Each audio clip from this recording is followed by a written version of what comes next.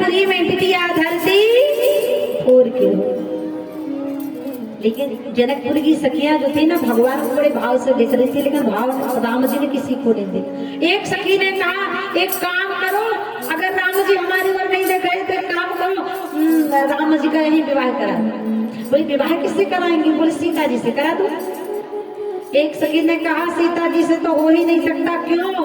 क्योंकि राम जी कहाँ काले कलूटे, सीता जी कहाँ गोरी नारी।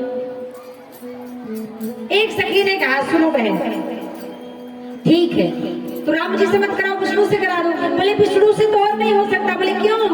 बोले लायक ही से कीजिए प्यार प्यार और प्रीत, ये चार चीज अपनी समानता में करना चाहिए। और यहाँ पर तो कोई मैच नहीं है, क्योंकि सीता जी के हाथ कितने हैं और विष्णु भगवान के हाथ कितने हैं? बोले अगर विष्णु भगवान का विवाह सीता जी से कर दिया तो सीता जी के तो 2 हाथ है और विष्णु भगवान के हाथ हैं 4। तो पति पत्नी के बीच में लड़ाई झगड़ा होना तो बहुत सरल बात है। तो अगर कभी लड़ाई हुई तो भगवान विष्णु के 4 हाथ हैं, एक हाथ से सीता जी के दोनों हाथ पकड़ लेंगे, दूसरे हाथ से बाल पकड़ लेंगे और तीसरे हाथ से दे दनादन बोलो जैसी यार, तो कोई सुख प्राप्त नहीं होगा। बोले तो ठीक है ब्रह्मा से कर दो। बोले ब्रह्मा जी से भी नहीं हो सकता, क्योंकि सीता जी का एक मुख, ब्रह्मा जी के 4 मुख, ब्रह्मा जी फर नहीं पाएंगे और सीता जी रोटियां बनाते बनाते मर जाएंगे। बोले ठीक है तो भगवान भोलेनाथ से कर दो। बोले उनसे तो और नहीं कर सकते, क्योंकि उनके पास तो ना आसन है, ना बासन है, ना रासन है, ना शासन, कुछ नहीं। सबने एक स्वर में कहा सीता जी का विवाह होना चाहिए। बोलिए श्यावर रामचंद्र भगवान की। इसी प्रकार आज भोलेनाथ की भक्ति कर रहा बाणासुर, और बाणासुर का भी उद्धार भगवान के द्वारा हुआ। बोलिए भक्तवत्सल भगवान की।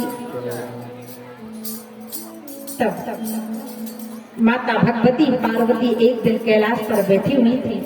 माता पार्वती बैठी हुई थी, भगवान भोलेनाथ हिमालय की यात्रा करने के लिए चले गए। उसी समय देखा कि माता पार्वती को स्नान करना था और गणेश जी महाराज का जन्म होने वाला है, इसलिए बड़े भाव के साथ बैठिएगा।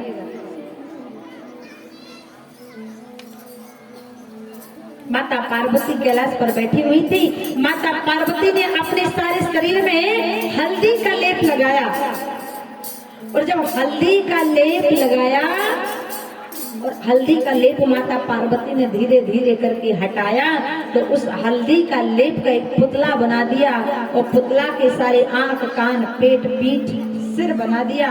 और उस पुतला को देखा तो वह पुतला बड़ा प्यारा लगा, तो माता पार्वती ने उस पुतला में प्राण डाल दिए। जब प्राण डाल दिए तो बड़े सुंदर भगवान श्री गणेश का जन्म हो गया। बोलिए गणेश भगवान की।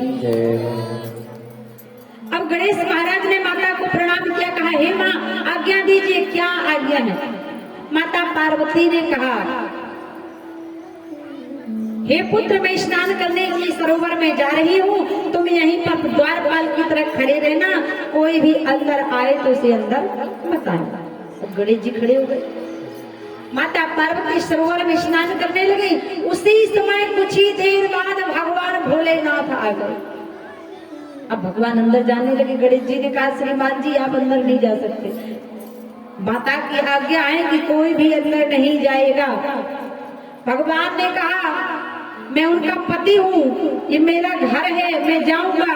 बोले माता की आज्ञा नहीं है, आप नहीं जा सकते।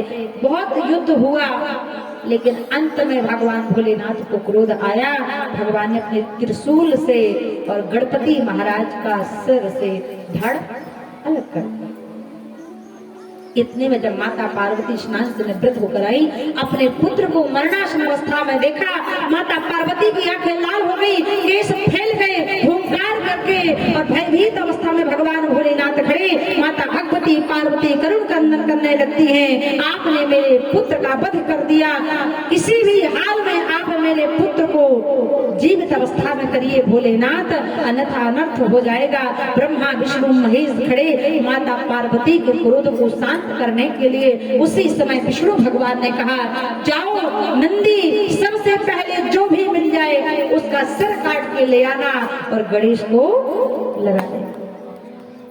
सबसे पहले नंदी गए तो हाथी महाराज चले जा रहे थे तो हाथी का सिर काट के गणपति महाराज को लगा दिया। तभी से ब्रह्मा जी ने उनका नाम गणेश रख दिया। बोलिए श्री गणेश भगवान की।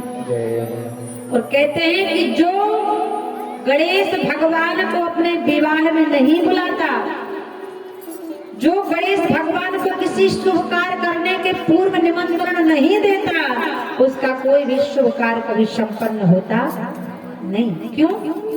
और संकष्टी चतुर्थी, गणेश चतुर्थी का व्रत मेरी माताओं को रखना चाहिए। उसी समय माता पार्वती ने कहा कि जो मेरे पुत्र का संकष्टी गणेश चतुर्थी को व्रत करेगा, उस माँ की गोद कभी खाली नहीं होगी और उस माँ की गोद सदा हरी भरी रहेगी।